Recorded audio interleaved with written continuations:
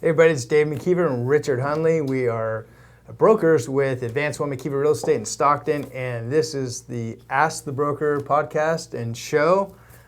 Each week we come out with the show that we talk about local real estate, tips, tricks, marketing, anything that can help the agent improve their business. So Richard, today the topic has to do with multiple offers and how one agent can strengthen or stand out in a multiple offer environment, because right now in Stockton, at this moment in time, today's June 30th, we're seeing multiple offers on properties again.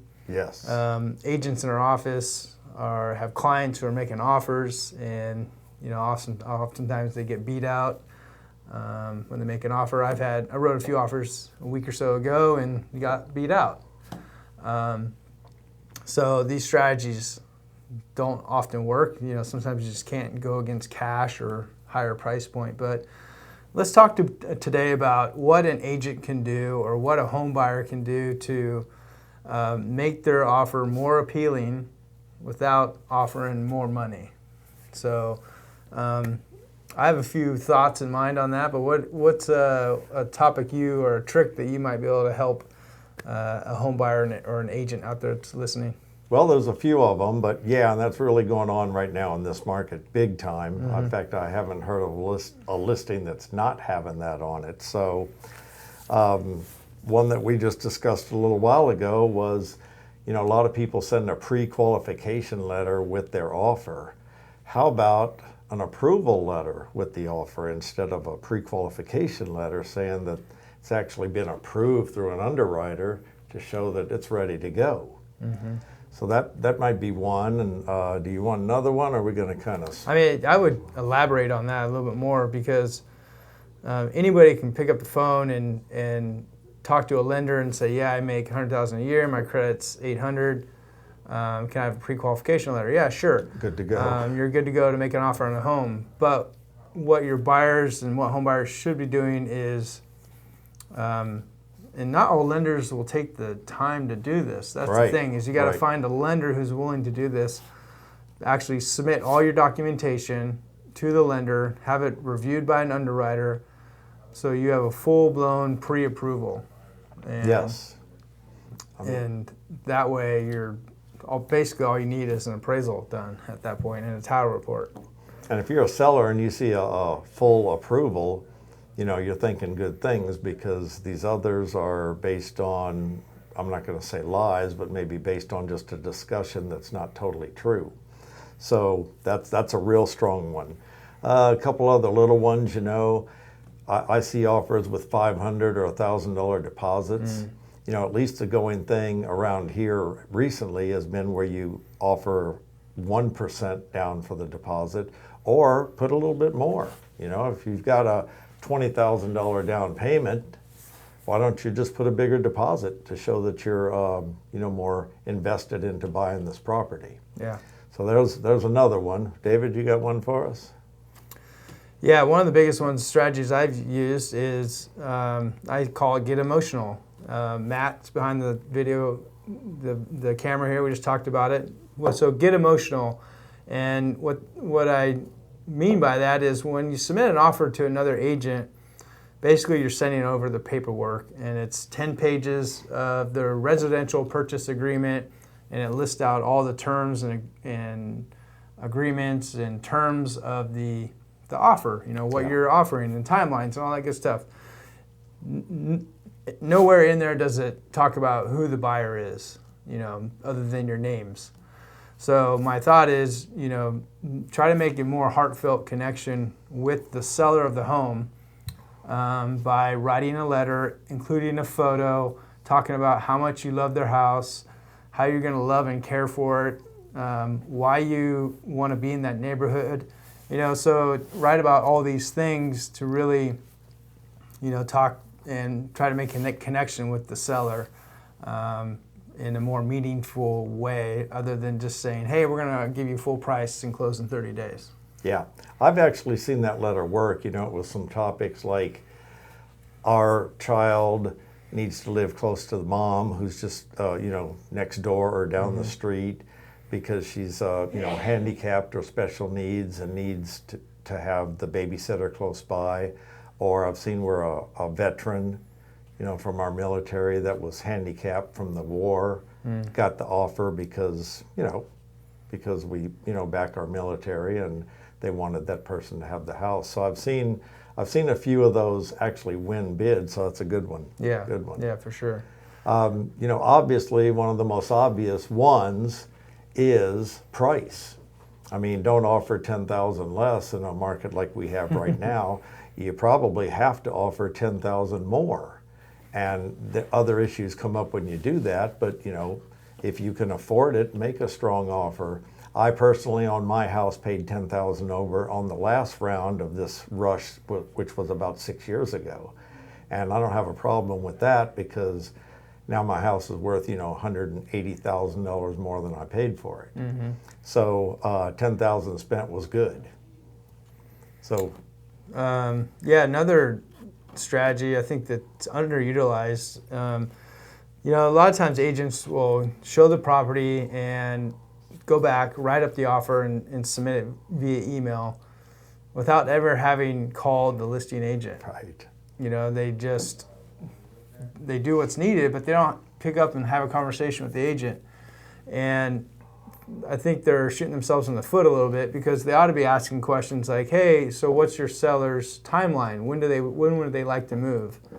Do they want to move quickly in like 21 days, or do they need more time? Do they need 60 days or longer? Yeah. What's the situation on their side? Maybe they're building a home somewhere and they need more time to have that home built.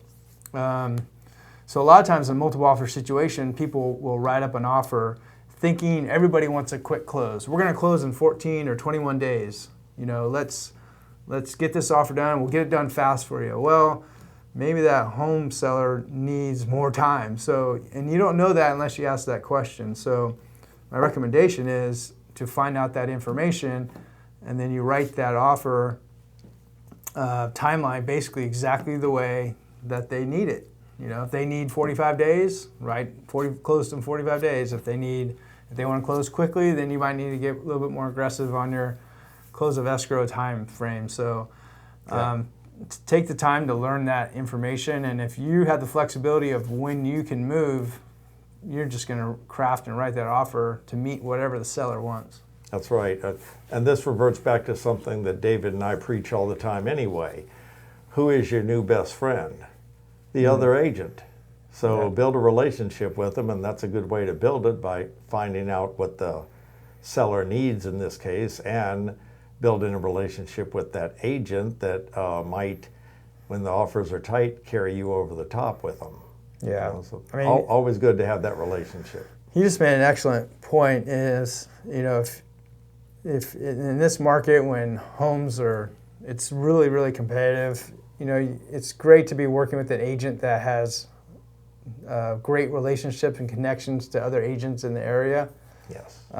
They know how you work. You have a reputation of getting things done and getting things closed. Now imagine me going to Los Angeles who doesn't know any single one agent and trying to get offers accepted in a multiple offer situation. They're going to say, what, Dave, you're from Stockton?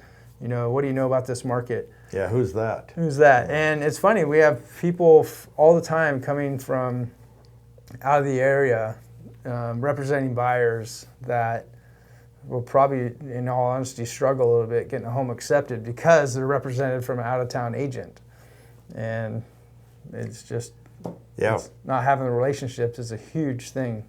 Any of us been in the market for a while, we already have that small list of agents that we would rather not get an offer from. Yeah, right.